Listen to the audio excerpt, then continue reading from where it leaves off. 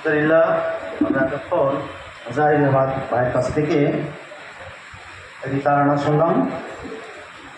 সকালে উঠিয়া আমি বলি এই মনে মনে, আমি যেন সারাদিন চলি ভালো।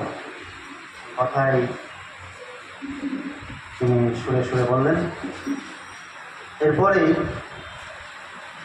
আপনাদের সামনে বক্তব্য ইসলামী আন্দোলন, ত্যাগ ও কুরবানি।